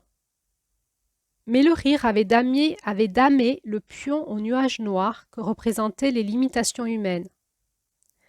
Ces nuages qui semblaient cacher les joies qui peuvent se découvrir dans le fait d'être un humain. Je vais relire.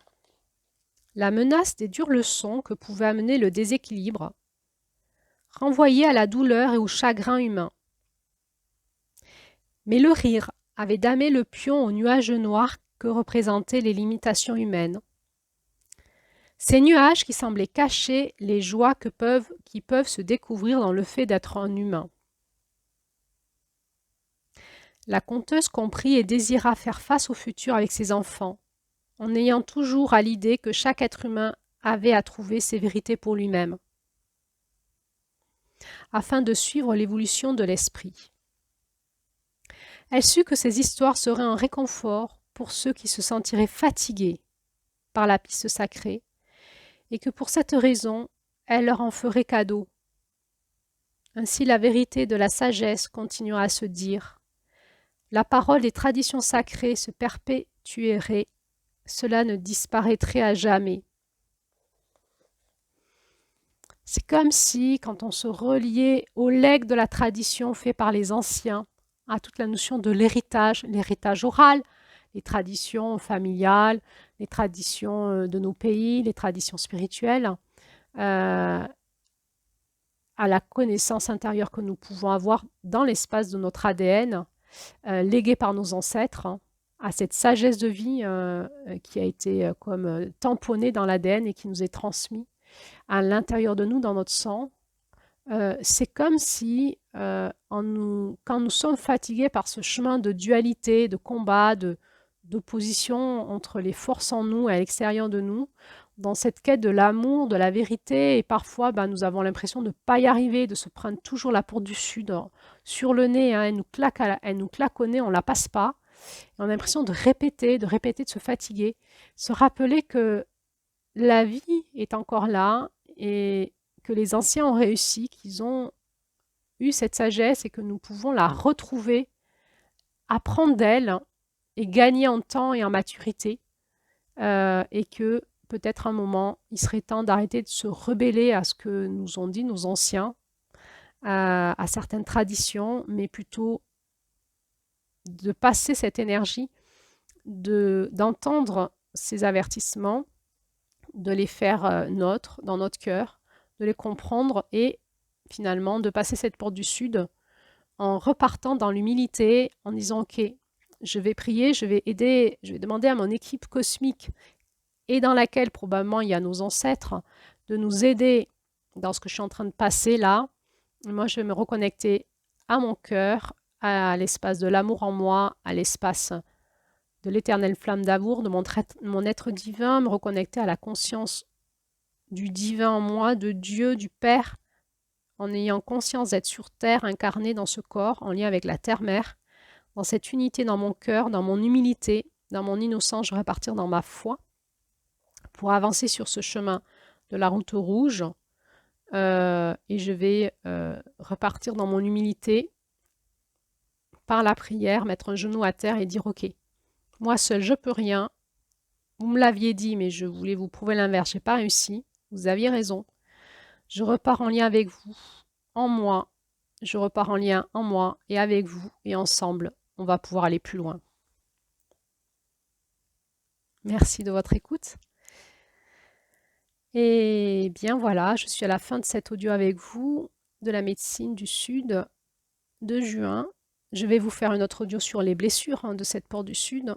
Et puis il y aura d'autres audios qui vont venir en lien avec aller un peu plus loin dans cette médecine, ce savoir-faire de monter en lumière et de rencontrer les forces de l'ombre opposées.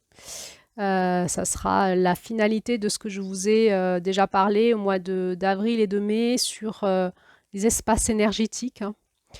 Je vous parlerai dans un autre audio encore de phénomènes plus psychologiques, de l'emprise, de la manipulation et des schémas relationnels toxiques. Un autre audio nous parlera de la prière comme ce levier de puissance dans notre vie.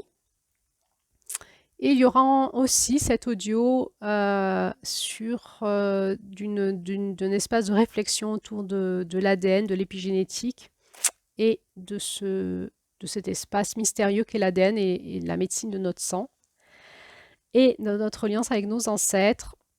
Et puis il y aura peut-être d'autres audios surprises dont je n'ai pas encore la connaissance parce que à chaque fois, c'est une vraie surprise aussi pour moi, tout ce qui arrive. Ou pas, peut-être il n'y en aura pas d'autres. En tout cas, à bientôt pour la suite et je vous souhaite un merveilleux mois de juin, quoi que vous viviez. J'espère que cet audio vous aura soutenu, éclairé dans votre cœur, encouragé, fortifié. Sachez que nous avons tous les mêmes combats, nous sommes tous des êtres humains, nous sommes tous faits de la même manière, nous vivons tous les mêmes choses à notre façon.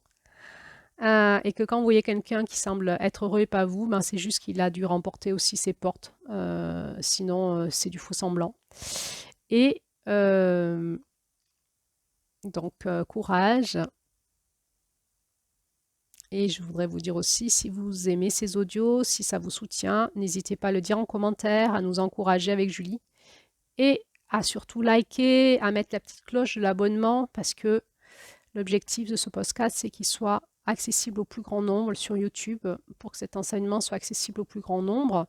Ces audios sont faits pour être entendus par tout le monde, quelle que soit la connaissance de chacun. Tout le monde y trouvera son compte, donc ça peut être partagé. N'hésitez pas. Et je vous dis à bientôt pour la suite, comme d'habitude. Je vous embrasse.